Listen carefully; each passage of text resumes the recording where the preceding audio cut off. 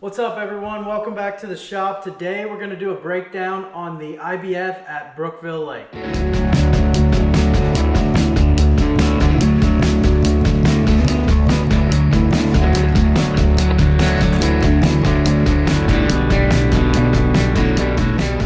So we had an IBF. It was a June 1st tournament. The fish, in my opinion, when I headed there, I thought the fish would be kind of offshore or headed offshore, and those fish would kind of be in a transition period between post-spawn and their summertime spots.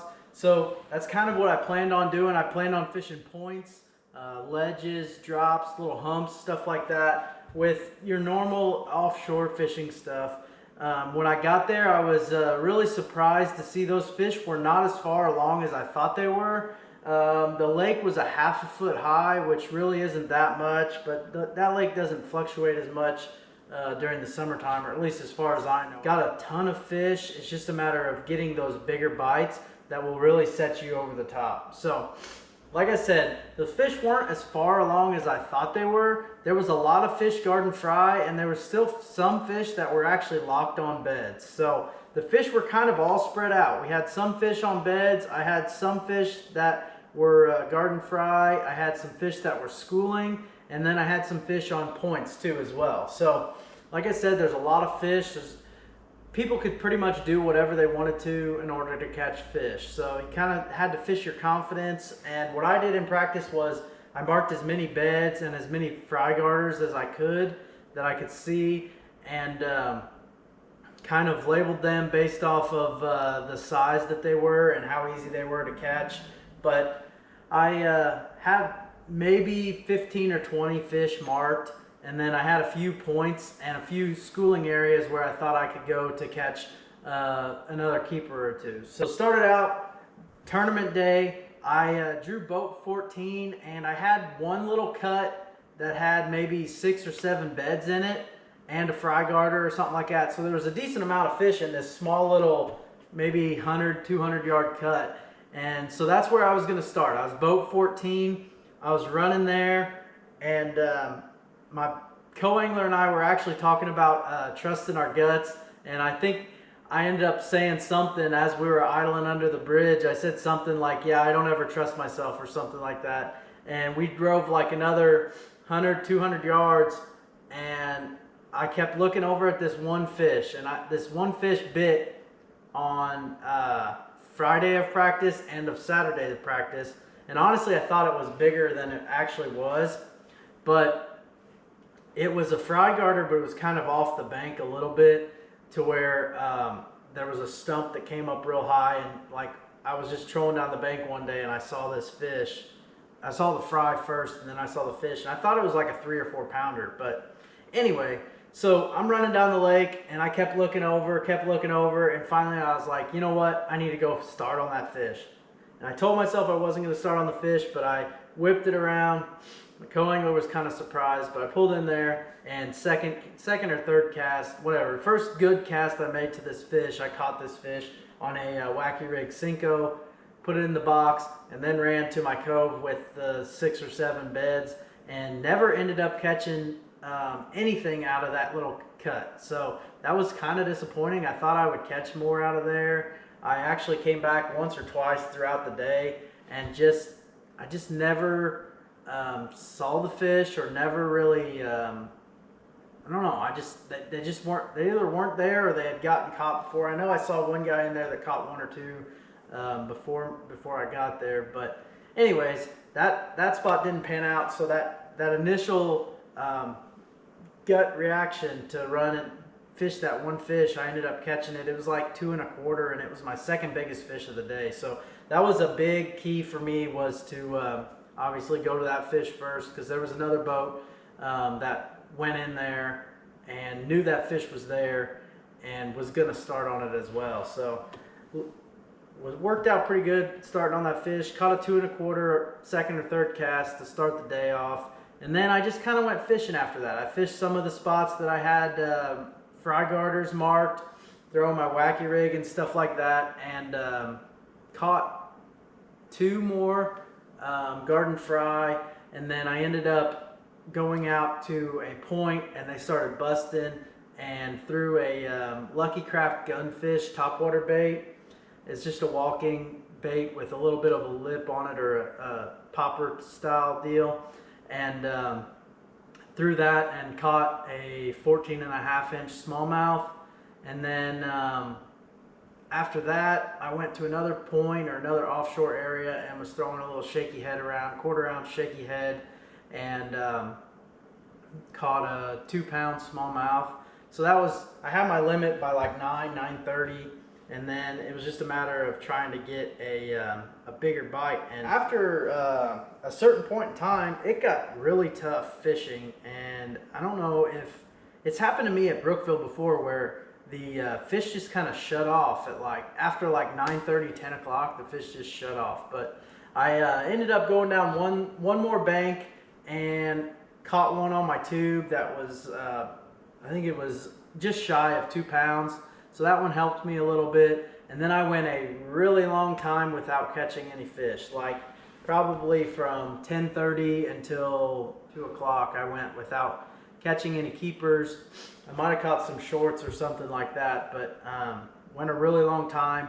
Like I said, I don't know what the deal is with Brookville. I've had that happen one more time before, where you catch a bunch of them in the first 2 hours, and then they just shut off until the afternoon, and then you catch a few more. But afternoon, I pulled into an area that was close to the ramp and threw my shaky head around on this point, and I think I was actually filling up the live wells or something, and this fish just clobbered it, and I set the hook, and I knew instantly it was a good one, and it jumped out of the water, and it was a big old smallmouth. It was a 3¼ pound smallmouth that pretty much saved my day. I know Brookville, you can catch 8 pounds, and you're not really doing it. I mean, you're gonna finish in 30-something place. You got to get over that 10 to 11 pound mark to do any good. So that 3¼ pound smallmouth that I caught at the end of the day pretty much saved my day, moved me all the way up to 6th place, and it really, like I said, it really boosted my weight up and helped me get to 10.54 or 10.56 pounds. Ended up finishing 6th place, and went away with a good finish. Moved up to 6th place in the points. Blake's leading it, and he's leading it by pretty much. So we got some work to do to catch up to him, but hopefully if I don't win it, he can win it. But now we'll kind of break down some of the baits that I threw in the tournament. Like I said, I threw a Wacky Rig Cinco, and that's just a 5-inch Wacky Rig Cinco. I put the little black O-ring in there right in the middle, and it's a just a green pumpkin Cinco, Yamamoto Cinco, and I throw it on a G Finesse Gamakatsu weedless Wacky Rig hook, and it's a size 1. Pretty small hook, but it seems to work out for what I'm doing. And then the rod that I throw that on is it's the same rod that I threw the last 3 tournaments I fished Wacky Rig, and it's a pretty stiff rod. It's a rod that a guy in my club made years ago. It used to be a 7-foot medium heavy. It's now broke about 3 inches off the tip, and I put a new tip on it, so it's probably about a 6'9". Honestly, it's still probably medium heavy, but it's definitely a little stiffer than it was. So that rod allows me to really drive that hook home whenever those fish bite it, and I can get them away from that heavy cover and get them into the boat. But basically, like I said, I threw that around any laydowns or beds or fry garters that I saw. I try to make long casts in order to get those fish to bite. The next bait that I threw, like I said, was a Lucky Craft Gunfish. It's like a sexy shad color. I think it's called American Shad or something. I don't know the name of it, to be honest, but tied that on with a loop knot, and I threw that on a topwater / jerkbait rod. It's a 6/8 medium light. It allows me to really launch that out there, and I threw it with 12-pound Berkley Big Game mono. Tie a loop knot on there so that it really walks back side to side, and that flimsier rod you have to kind of take your time with the fish, but it allows you to not bend those hooks out. And I throw a 2X Gamakatsu round bend hook on there. I think those are number 4. And then on the back I have a feathered treble hook that I tied myself. But like I said, loop knot allows it to walk side to side really good.